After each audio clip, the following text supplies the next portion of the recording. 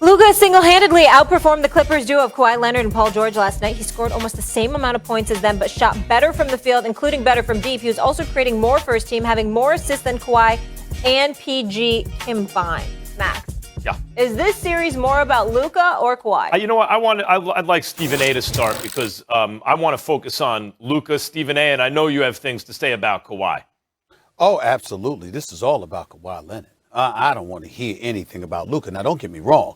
I must bring up Luka when I'm talking about Kawhi because I was told, and I think I was told by Max Kellerman and various others about the superstar that Kawhi Leonard was, okay? And we understand that in this series, he's averaging 30, okay? Kawhi Leonard is averaging 30 on 57% shooting. So it's not like he's some scrub or something like that. This brother's a star. But I think I was told he actually could play defense. Well, why is it then that when we talked about him and Paul George, two-way players, and I'm focusing more on Kawhi than Paul George, because my problem with Paul George is that I just think he needs to be more assertive and aggressive and play like the star that he is. But he ain't the number one dude. That's supposed to be Kawhi Leonard. And I'm watching Luka Doncic average 35, 9, and 8. I'm going to say that again. 35, 9, and 8 on 47% shooting and 43% shooting from three-point range. Last night in three quarters, he had 40 in three quarters. Shot 1 of 8 in the fourth quarter, 0 for 3 from three-point range, scored just 2 points in the fourth quarter, but he had 40 in three quarters. Only two members of the Dallas Mavericks scored in double digits. Luka and Tim Hardaway's 20. Porzingis didn't even have nothing but 8 points. And you still lose on your home court? Wasn't the crown dangling from the convertible, Kawhi Leonard? Wasn't you that dude that was coming to claim L.A.?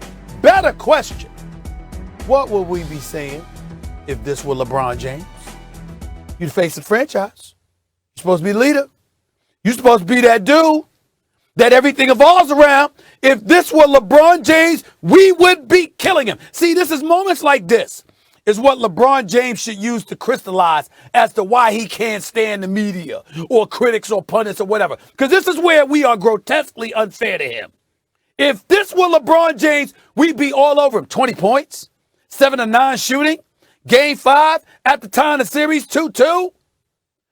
Going back to Dallas with a Game 6 on your home court, you can't win. 3 home games, 3 losses. Let me tell you something, Max Kellerman. I think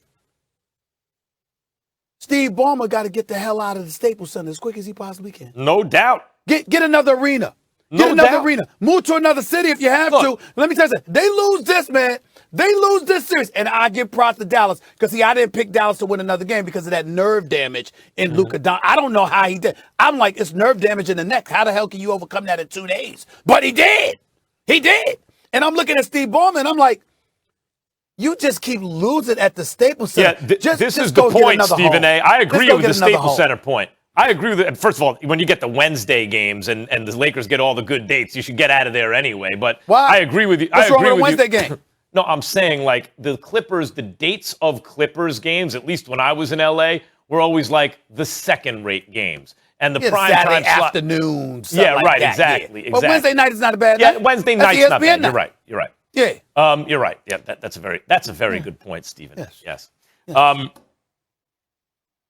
I can't debate what you're talking about with Kawhi because Clippers will never flip L.A., but Kawhi had a chance here. Kawhi had a chance here to come at the throne for LeBron in L.A. Kawhi's from L.A., right? You get L.A. behind him, if not the Clippers. If the Lakers get bounced, there's a little crack, there's a little opening, right? He didn't do it. You're right. By the airball, the last shot, I was shocked. But this was not about Kawhi, in fact. What this was about was Luka Doncic. Luka, who dropped 42, 14, and 8 for his third playoff victory on the road in this series against supposedly a great defensive team. Luka Doncic said after the game, I could have been much better late. I made a lot of mistakes, and gave the credit to Dorian Finney-Smith, who wound up, 6 or 8 points, whatever it was, but his overall game. Luka, and this is something people have to understand. Right now, Stephen A., put all the NBA players on a scale. What's their value? Which means not just who would you build a franchise around, because maybe it's Zion, that's years away still, or some young player. It's not just who's the very best player in the world right now. Do we know that Luka is better than, say, James Harden right now? But he's 10 years younger already.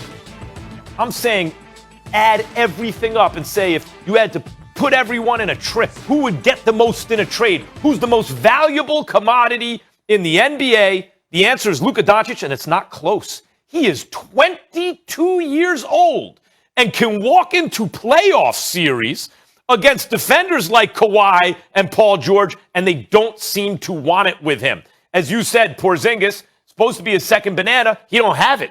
Every year he's hurt, and he has to get back to where he is, and when he's at his best, he's very good. That's not right now.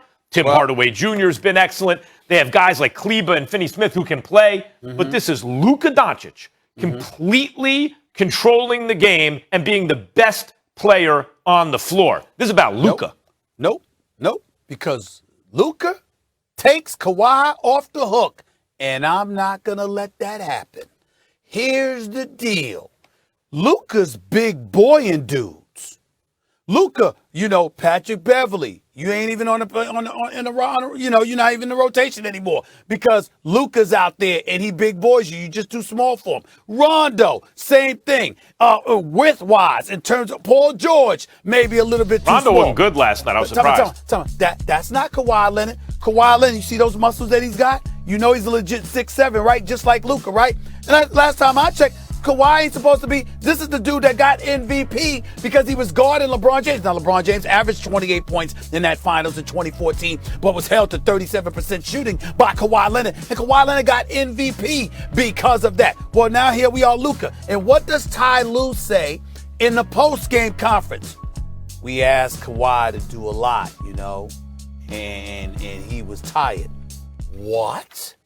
Didn't y'all rest coming into the postseason? Didn't you lose on purpose so you could avoid the Lakers and get the Dallas Mavericks? Wasn't that you? That was the Lakers. That was the Clippers. Who is going to stop Luka in the NBA, Stephen A? Kawhi. He's going to stop him? No. Forget Kawhi for a second. Who? No. No, Max. You don't get to say that. Stop Luka. No. You don't get to say that. Kawhi is supposed to figure. I'm not saying to completely stop him. 40 and 3/4. 40. He wasn't playing. He wasn't defending him most possessions. Max, stop. Game 7 last year, Max. What did Jamal Murray do? You're right. 40. That's on the Kawhi team. What's up? What's up? But part of that is the defensive scheme. Ain't that what he's and the supposed to be coach, doing? Stephen A. Part of that is the defensive scheme and the coach. That's not just Kawhi. My God. All right. Oh, my God. Gentlemen, Matt, we got to leave it there. I know that literally, but theoretically, come on, Max. You got to find you the star. You Kawhi. All right. Well, look, I don't disagree with that. The offensive player always has the advantage. I'm telling you right now, there's no one in the NBA going to stop Luka. No one's stopping Luka. Okay, I got it. Molly, by the way, no more debates. I apologize about Molly, no more debates. Because according to Max, the offensive player already. So we don't even have to. There's no reason to debate no more. We don't need to even talk basketball anymore. Because according to Max, if you're an offensive juggernaut, no one can stop you. So far be it for us to hold Kawhi accountable. You letting him off the hook. You can hold Kawhi accountable all you want. Who's the juggernaut of all juggernauts in college basketball? And I want to hear from him, and that's what's going to happen here on ESPN. One of the greatest coaches in basketball history, maybe the greatest, on why he decided this coming season would be his final chapter at Duke. His press conference live on this very show. Very soon. Stay here.